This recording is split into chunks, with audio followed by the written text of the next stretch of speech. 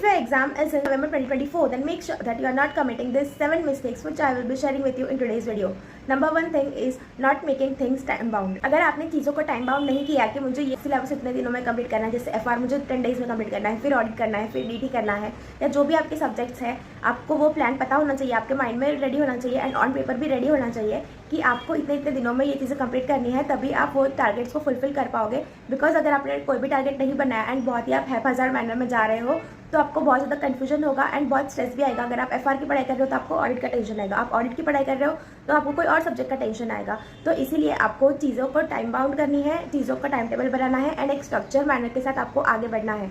ऐसा नहीं है कि आप एक दिन बैठ के सिर्फ टाइम टेबल ही बना रहे हो, बट आपको क्लियर हो कि आपको कितने दिनों में ये सब्जेक्ट कंप्लीट करना है एंड जैसे आपको कौन सा टॉपिक प्रायोरिटी पे कंप्लीट करना है एंड कौन सा आपको बाद में करना है। तो वैसे आपको सारे सब्जेक्ट की स्ट्रैटेजी आपके पास क्लियर होनी चाहिए। Point number 2 is do 1 subject at a time. अगर आप ऑडिट कर रहे हो तो मेक श्योर करो कि आप अकाउंट्स एफआर की टेंशन नहीं ले रहे हो। अभी आपको ऑडिट कंप्लीट करना है तो आपका पूरा फोकस अभी ऑडिट पे ही होना चाहिए। आपको डेस्क पे और दूसरी सारी आपकी बुक्स जो है दूसरे सब्जेक्ट्स की वो नहीं रखनी है। ऐसा नहीं है कि आप एक दिन में 2 सब्जेक्ट नहीं कर सकते हो, डेफिनेटली अगर आप चाहो तो कर सकते हो, बट 2 से ज़्यादा subjects would not be recommended. Maximum you can do is 2 subjects per day. And अगर आप जैसे आज सुबह में आप ऑडिट करने बैठे हो तो आपको फिर ऑडिट का ही स्टडी करनी है एंड आपको दूसरे सब्जेक्ट्स का टेंशन नहीं लेनी है एंड ना ही उसके बुक्स सामने रखने हैं।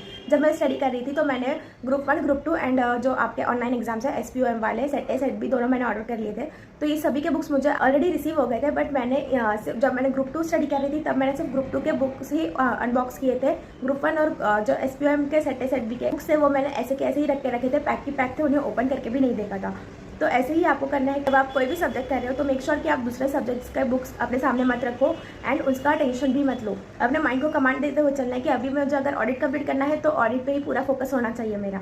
इससे ही हमारा पॉइंट 3 आता है कि फिर भी कभी कभी ऐसा होता है कि हमें डिस्ट्रैक्शंस होते हैं कि ये ऑडिट पढ़ रहे हैं तो अकाउंट्स का टेंशन आ रहा है, एफआर का टेंशन आ रहा है। तो मेक श्योर कि उस टाइम पे आप क्या कर रहे हो कि एक नोट या फिर एक पेन एंड पेपर ले लो। आप वहाँ पे आपके डिस्ट्रैक्टिंग थॉट्स है वो आपको वो पेज पर लिखते हुए चलना है एंड आपको अपने माइंड को कमांड देना है कि मैं डे एंड पे ही इस चीज़ को देखूंगा या देखूंगी। एंड फिर डे एंड पे आपको देख लेनी है चीज़ें कि कितनी चीज़ें इसमें से इंपॉर्टेंट है जो मुझे देखनी है एंड वो आप कब देखोगे वो चीज़ मार्क करके रखनी है आपको। फॉर एन एग्जाम्पल मैं अभी ऑडिट पढ़ रही हूँ एंड अगर मुझे अकाउंट्स का CFS का टेंशन आ रहा है तो मैं CFS ऐसा लिख के रखूंगी साइड में एंड जब मेरा डे एंड हो जाएगा तो मैं देखूंगी अच्छा CFS अब मेरा ये स्टडी प्लान में कब आगे आ रहा है and when I am going to revise this subject. वो चीज़ आपको मेंशन करके रखनी है। सॉरी आज आपको मेरी इतनी एनर्जी भी नहीं दिख रही होगी एंड मेरे वॉइस में भी आपको डिफरेंस लग रहा होगा because I am not feeling well and मेरी आवाज़ भी ज़्यादा नहीं निकल रही है एंड मैं ज़्यादा बोल भी नहीं पा रही हूँ।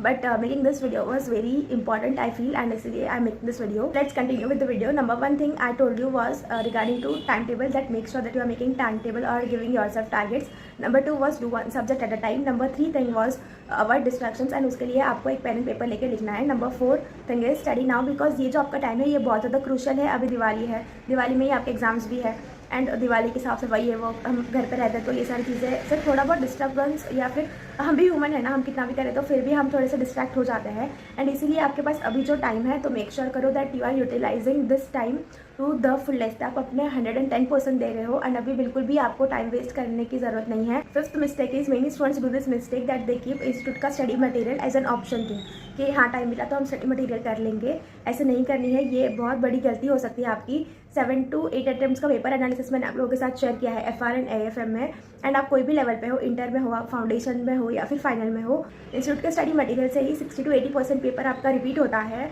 सिर्फ फिगर्स या फिर थोड़ी बहुत एडजस्टमेंट्स ऊपर नीचे होती है। सो मेक श्योर कि आप इंस्टीट्यूट का स्टडी मटेरियल बहुत अच्छे से कर रहे हो, specially in practical subject and in theory papers आपके क्वेश्चन न्यू फ्रेम होते हैं। So make sure that you are understanding question interpretation, आपको वही बहुत ज़्यादा प्रैक्टिस करनी है। Point number 6 is not practising questions just doing audit.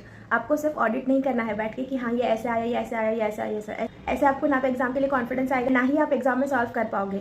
So make sure कि आप जो भी क्वेश्चंस कर रहे हो अगर वो बहुत ही ज़्यादा ईजी है तो फिर आप उसे लीव कर लो, लेकिन जो भी आपके थोड़े से भी ट्रिकी क्वेश्चंस है या फिर थोड़े डिफिकल्ट क्वेश्चंस है या फिर ऐसा क्वेश्चन है जिसमें बहुत सारे एडजस्टमेंट्स कवर हो रहे हैं, सो मेक श्योर कि आप उसे लिख के देख रहे हो। Specially in practical subject theory में भी आपको लिख के देखने हैं कुछ पॉइंट्स, उससे ही आपको थियरी रिकॉल होगी एग्जाम में। आप कोई भी टेस्ट या फिर आपको MTP सॉल्व करके देखनी है बिकॉज आपको एग्जाम में टाइमली पेपर कंप्लीट करना है तो उसकी आपको अभी से आदत होनी चाहिए, नहीं तो फिर बाकी बच्चों की तरह आप भी कंप्लीट करोगे कि हमारे पेपर्स कंप्लीट नहीं हुए टाइम पे। इसलिए आपको अभी से ही MTPs को सॉल्व करते हुए चलना है। टाइमली कंप्लीशन ऑफ MTPs बहुत ज़्यादा इंपॉर्टेंट है एंड आपको MTPs सॉल्व करके देखनी है।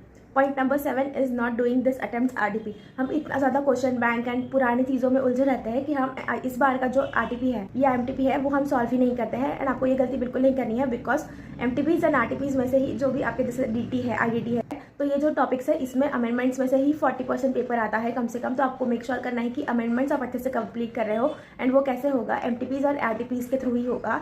एंड जो आपके अमेंडमेंट्स के क्वेश्चंस होते हैं वो मोस्टली जो MTP RTP में होते हैं उस टाइप के ही एग्जाम्स में आएंगे। सो मेक श्योर कि आप वो चीज़ अच्छे से कंप्लीट कर रहे हो एंड उस चीज़ पे आपका पूरा होल्ड है। So I hope this video was helpful. And आपको CA फाइनल कोई भी सब्जेक्ट की स्ट्रैटेजी चाहिए तो उसकी सबकी लिंक आपको डिस्क्रिप्शन में मिल जाएगी। So make sure that you are utilizing it to the fullest. If you find this video helpful, then make sure that you like, share and subscribe. Thank you for watching. This is CA Sakshan Rawa signing off.